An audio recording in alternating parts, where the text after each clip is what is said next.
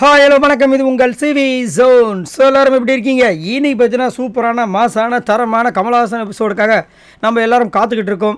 அது சூப்பராக மாசா தரமாக இருக்க போதா இல்லையான்றதை நம்ம எபிசோட் பார்க்கும்போது தெரியும். ஏன்னா நம்மளும் வந்துட்டு ஒரு வாரமும் அது அப்படி இருக்கும் இப்படி இருக்கும்னு நினச்சி நம்மளுக்கு ஒரு சில நேரங்களில் பார்த்தீங்கன்னா தலையில் நெத்தியில் 3 நாமத்தை போட்டு தான் விட்டுருக்காங்க. பட் போன வாரம் இன்னமும் வந்துட்டு அதிசயமாக கமலஹாசன் அவர்கள் ஒரு சில வேலைகளை பண்ணியிருந்தார். செம மாதம் இருந்துச்சு.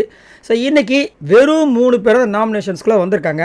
இதில் யாரெல்லாம் வந்துட்டு அனுப்ப போகிறாங்க, ஜோடியாவா சிங்கிளாவா இல்லை ட்ரிபிள் எவிக்ஷனா அப்படின்ற விஷயங்கள்லாம் வந்துட்டு ஒரு பெரிய அதிர்வலையை ஏற்படுத்தியிருக்கு. அதுலேயும் பார்த்தீங்கன்னா இந்த வாரம் ஃப்ரீஸ் டாஸ்க் செம மாதம் போச்சு. அதுலேயும் லாஸ்ட்டாக விசித்ரா அவங்களுடைய ஃபேமிலி என்ட்ரி என்னோடய மனசுக்கு நிறைவாக ரொம்ப அருமையாக சூப்பராக இருந்துச்சு. என்னதான் வந்து விசித்ரா அவங்களோட கேம் எனக்கு வந்துட்டு அப்படி இப்படின்னு பிடிக்காமல் இருந்தாலும் எனக்கு அவங்களோட என்ட்ரி, இவங்க வந்துட்டு ஒரு அனுநியமாக ஒரு க்யூட்டான ஒரு எக்ஸ்பிரஷனோட ஒரு சிரிப்போட அழுத விஷயங்கள் சிரித்த விஷயங்கள் அடடடா செமவாசாக இருந்துச்சு. ஆனாலும் பிக் பாஸ் டீம் வந்துட்டு ரொம்ப ஓவராக தான் வந்துட்டு இவங்களுக்கு வந்து ஓவராக பில்டப்பை கொடுத்து அநியாயம் பண்ணுறாங்க. பிக் பாஸ் ஒரு பக்கம் வந்துட்டு கலாய்க்கிறாரு, அவங்கள வந்துட்டு அப்படியே கன்ஃபெஷன் ரூமுக்கு வர வச்சு உங்கள் பசங்க வரல வந்திருந்தால் அனுப்பியிருக்க மாட்டோம் அப்படின்னு கலாய்க்கிறது அடடடா. இன்னொரு பக்கம் பார்த்தா ஸ்மால் பாஸ் இது வரைக்கும் வரவே இல்லை. திடீர்னு பார்த்தா என்ன விசித்ரா எப்படி இருக்கீங்க, அந்த 3 வார்த்தை என்கிட்ட சொல்லுங்கன்னு சொல்லிட்டு விசித்ராவோட ஹஸ்பண்டாக சும்மா உட்கார வச்சு கலாய்க்கிறார். அடாடா வேறு லெவலில் இருந்துச்சு. எனக்கு ரொம்ப பிடிச்சிருந்தது, அவ்வளோதான் சொல்லணும். ஸோ இந்த மாதிரி விஷயங்கள். அதுக்கப்புறம் விக்ரமோட ஃபேமிலி பயங்கர ஹைலைட்டே அவங்க தான். அது மட்டும் இல்லாமல் விக்ரமோட ஃபேமிலி இன்னும் நிறைய விஷயங்கள் ஷேர் பண்ணியிருக்காங்க. அந்த விஷயங்களை நம்மளுக்கு காமிக்கல அப்படின்ற ஒரு பெரிய குற்றச்சாட்டும் வெளியே வந்து உலாவிட்டுருக்கு. அது மட்டும் இல்லாமல் விக்ரமோட அப்பா நம்ம மாயா வந்துட்டு அங்கிள் நான் வேறு எந்த இன்டென்ஷன்லையும் வந்து அந்த மாதிரி பண்ணல அப்படின்னு வழக்கம் போல் கமலஹாசன் அவர்கள்கிட்ட வந்துட்டு சுடுற வடையை வந்து சுட்டவனே நாங்கள் 24/7 பார்த்து கொண்டு இருக்கிறோம், எங்ககிட்ட உங்கள் வடை வேண்டாம் அப்படின்னு கலாச்சாரம் பாருங்கள். அதுவும் மாதம் இருந்துச்சு. அந்த ஒரு விஷயத்துக்காகவே விக்ரம் இந்த வாரம் வெளியே அனுப்பிடுவாங்க அப்படின்ற மாதிரி ஒரு விஷயம் போயிட்டுருக்கு. ஆனாலும் ஓட்ஸ் அடிப்படையில் பார்த்தீங்கன்னா இந்த வாரம் நம்ம விக்ரம் ரொம்ப கம்மியாக வாங்கிட்டு இருக்காப்புல. அது மட்டும் இல்லாமல் விக்ரம் இன்னொரு வாரம் இருக்குன்னு சொல்லிட்டு ஒரு பெரிய விஷயமும் போயிட்டுருக்கு. ஏன்னா நேற்று மாயா பூர்ணிமா கிட்ட சொல்கிறாங்க, இவனை இவ்வளோ தூரம் கொண்டு வந்ததே நான் அப்படின்னு. அவங்கள முதல் கொண்டு வந்தது கமலஹாசன் அவர்கள். இவங்களாம் நாமினேஷன்ஸில் வந்திருந்தாங்கன்னா 2வது வாரமும் போகக்கூடிய ஆள். ஆக்சுவலாக பவச்சலோதரிக்கு தான் இவங்க வந்து ரொம்ப பெரிய நன்றி சொல்லணும். அவர் வாலண்டராக அவர் வெளியே போகலன்னா மாயா நேரம் அவுட்டு. ஆனால் பவச்சலோதரி அன்றைக்கி வாலண்டராக வெளியே போனதுனால காப்பாற்றப்பட்டாங்க இந்த மாயா. இவங்க சொல்கிறாங்க நான் மட்டும் இல்லைன்னா விக்ரம் அதுக்கு வந்து சொம்பு தூக்குறது எங்கள் அக்கா அழுதுகிட்டு என்ன பிரளயம் பண்ணுறாங்க. அடடா அட்டுழி எங்களுக்கு தாங்க முடியல. 3 பேர் சேர்ந்து ஒப்பாரி வைக்கிறாங்க. நான் வந்துட்டு இதை வந்து குறை சொல்கிறேன் நினச்சிக்க வேணாம், அதான் உண்மை. அதுலேயும் வந்துட்டு அவங்க அம்மா சொன்னாங்க 2 வருஷமாக நம்ம வீட்டில் யாருமே வரல, திரும்ப நான் அவ்வளோ தனியாக இருந்தேன்னு. இதை வந்து ஒரு ஃபீலிங்காக சொல்லிட்டு இருக்கேன். அதில் ஒரு சகோ கலாய்க்கிறாரு, ஏங்க 2 வருஷத்துக்கு முன்னாடி கொரோனாங்க அதனால தாங்க அவங்க வீட்டுக்கு யாருமே போகல அப்படின்னு. சத்தியமாக செமையாக சிரிச்சிட்டேங்க. இந்த மாதிரி ஒரு விஷயத்துலேயும் எப்படியா கலாய்க்கிறது அப்படின்ற மாதிரி இருந்துச்சு. ஸோ நிறைய விஷயங்கள் நடந்துச்சு. அதுலேயும் ரச்சனாவோட அப்பா வந்துட்டு நிக்சனையும் விக்ரமையும் பொழந்து கட்டின விஷயங்கள் செம மாதம் இருந்துச்சு. ஒரு அப்பாவாகவும் ஒரு ப்ரொஃபஸராகவும் செம மாதம் இருந்துச்சு. நிக்சனோட அப்பா செம கலாச்சாரு வேறு லெவலில் வெறித்தனமாக இருந்துச்சு. ஆனால் ரொம்ப நம்பிக்கையோடு வந்தார் நிக்சன் மேலே, இவன் மாறிட்டான் அப்படின்ட்டு. ஆனால் போன அடுத்த நிமிஷமே நிக்சன் அவங்க அப்பாவுக்கு பெரிய ஆப்பை சொருகுனார் பாருங்க. அதுவும் அவர் இருக்கும்போது அசிங்கப்படுத்தினார் பாருங்க. அதெல்லாம் ரொம்ப ஒஸ்ட்டு. இதெல்லாம் கமலஹாசன் அவர்கள் கேட்பாரா கேட்டிங்கன்னா ரொம்ப டவுட்டு தான்.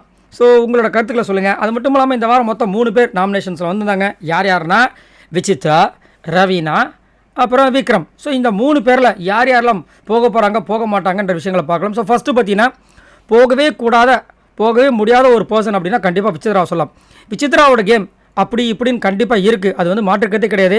அது மட்டும் இல்லாமல் விசித்ராவுக்கு இவ்வளோ பெரிய ரசிகர்கள் பட்டாலும் எப்போ வர ஆரம்பிச்சிது அப்படின்னா கண்டிப்பாக அது பிரதீப் எவிக்ஷனுக்கு அப்புறம் தான்.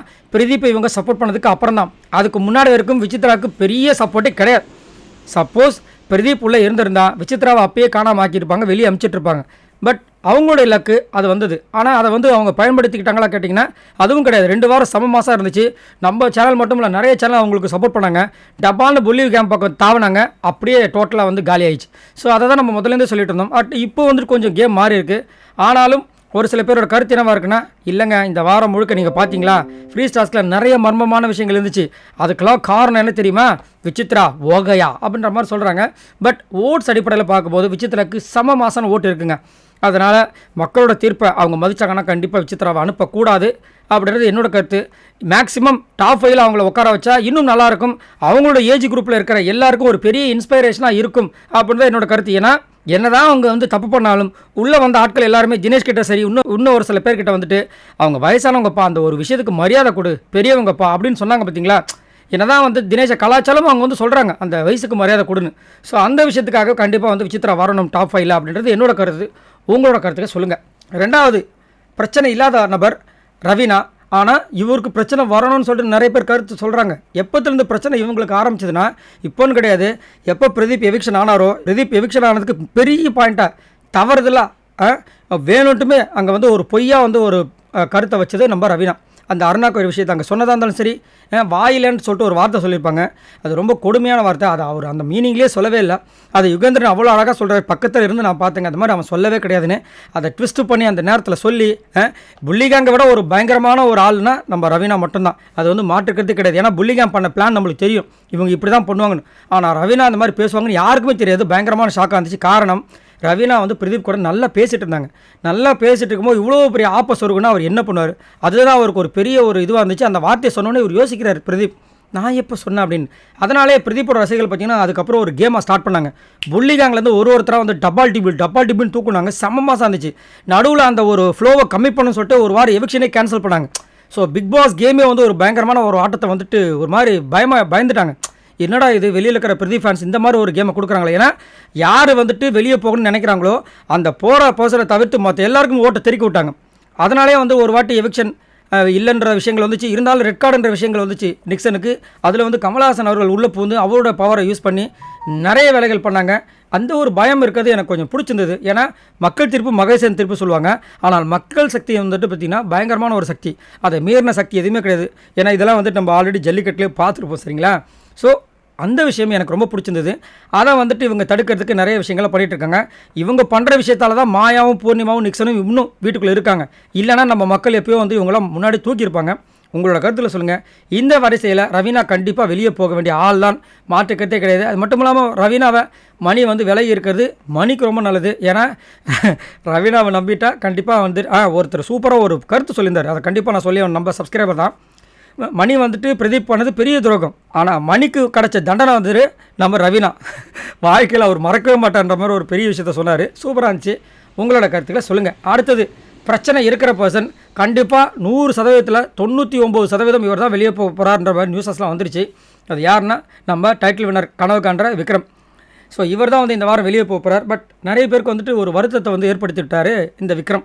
ஏன் அப்படின்னா விக்ரம் வந்து அவரே சொல்கிறார். நேற்று நம்ம விசித்ரா கிட்ட சொல்லும்போது ஃபீல் பண்ணும்போது என்ன சொல்கிறாருன்னா, நான் வந்துட்டு இந்த வீட்டில் வந்து ஒரு முட்டாளாக இருந்திருக்கேன்றதை யோசிக்கும் போது தான் எனக்கு வந்து ஏமேலே எனக்கு கோவம் வருது. நான் வந்துட்டு அறிவாளித்தனமாக இல்லாமல் இருந்தால் கூட எனக்கு பெருசாக தெரிஞ்சிருக்காது. Okay, no problem. பட் நான் எனக்கே தெரியாமல் ஒரு முட்டாளாக இருந்திருக்கேன் பாருங்கள் இவ்வளோ நாளாக, அதுதான் வருத்தமாக இருக்குது அப்படின்ற மாதிரி சொன்னாங்க. அது ரொம்ப வருத்தமாக இருந்துச்சு. அது மட்டும் இல்லாமல் அவங்க அம்மாவும் அவங்க தங்கச்சியும் அவங்க அப்பாவும் எவ்வளோ ஃபீல் பண்ணியிருப்பாங்கன்னு நல்லா யோசிச்சு பாருங்களேன். இவர் வந்துட்டு இவங்களை ஃப்ரெண்ட்ஷிப்பாக நினச்சி எவ்வளோ எடுபடி வேலைகள் மாதிரி நிறைய வேலைகளை செய்கிறாங்க. வெளியில் இருக்கிறவங்களும் அவ்வளோ வச்சு செய்கிறாங்க. இதெல்லாம் அந்த குடும்பம் பார்க்கும்போது எவ்வளோ வருத்தப்பட்டிருப்பாங்க. அதனால தான் பொங்கி அவங்க தங்கச்சி வந்து ஒரு விஷயத்தை வந்து ஷேர் பண்ணியிருந்தாங்க. ஆனாலும் இவரும் வந்துட்டு அதை புரிஞ்சிக்கவே இல்லை. வெளியில் அவங்க பேசுகிற விஷயங்கள் உங்களுக்குள்ளே தெரிய போகிறது கிடையாது. பட் கமலஹாசன் சொல்லும்போதாவது கொஞ்சம் சுதாரிச்சிருக்கலாம். அதுவும் பண்ணலை. மேபி அதை பண்ணியிருந்தாருன்னா அப்போயும் வந்து ஒன்றும் பண்ண முடியாது. ஏன்னா அவருக்கு வந்துட்டு சுத்தமாக கேமே இல்லை. அதனால் வந்துட்டு நம்ம வந்து என்ன தான் பாடுபட்டு பேசினாலும் கண்டிப்பாக விக்ரம் வெளியே தான் போக போகிறார். ஆனாலும் நேற்று வந்து இந்த மாயா வந்து ஒரு பெரிய சவால் விட்றாங்க. என்ன சவால் விட்றாங்க? அவன் வந்துட்டு இந்த வாரம் வெளியே போட்டானா மூஞ்சி எங்கே போய் வச்சுப்பாங்க அப்படின்னு கலாய்ச்சாங்க. அதுதான் ரொம்ப வருத்தமாக இருந்தது. அப்படி இருக்கிற டைமில் ஒரு வாரமாவது இந்த விக்ரம் உள்ளே இருந்து அந்த மாயாவோட மூஞ்சில் கரியை பூசணுன்றதை என்னோடய ஆசையாக இருந்துச்சு. பட் அவருக்கு ஓட்டு இல்லாத காரணத்தினால் அவர் இந்த வாரம் வெளியே போக போகிறான்ற மாதிரி நியூஸஸ் வருது. ஒரு மிராக்கல் மாதிரி அவர் உள்ளே இருந்து ரவீனா வெளியே போனால் செம்ம மாதம் இருக்குன்றது என்னோட கருத்து. உங்களோட கருத்துக்களை சொல்லுங்கள். அது மட்டும் இல்லாமல் நேற்று மாயா வந்துட்டு விக்ரமோட தங்கச்சியை மார்க் பண்ணாங்க. அது ரொம்ப பெரிய தப்பு. வீட்டில் வந்த கெஸ்ட்டாக வந்த புகழுக்கு மரியாதை கொடுக்கல. அதுக்கப்புறம் ஹரிஷ் கல்யாண் அவருக்கு மரியாதை கொடுக்கல. அதுக்கப்புறம் இந்துஜா அவங்க வந்து போனாங்க, அவங்களையும் வச்சு செஞ்சாங்க. இப்போ வந்த பெற்றோர்கள் அவங்களையும் வச்சு செய்கிறாங்க. இப்போ சரவணோட தங்கச்சி அவங்களையும் கேவலமாகப்படுத்துகிறாங்க இந்த மாயாவும் பூர்ணிமாவும். ஸோ இதை வந்து கமலஹாசன் கடுமையான நடவடிக்கை எடுக்கணும் அப்படின்றது என்னோட கருத்து. உங்களோட கருத்துக்களை சொல்லுங்கள். ஸோ கண்டிப்பாக இன்றைக்கி நடக்க போகிற எவிக்ஷன் கண்டிப்பாக விக்ரம் அப்படின்றதுல மாற்று கருத்தே கிடையாது. உங்களோட கருத்துக்களை சொல்லுங்கள். பாய் நண்பர்களே.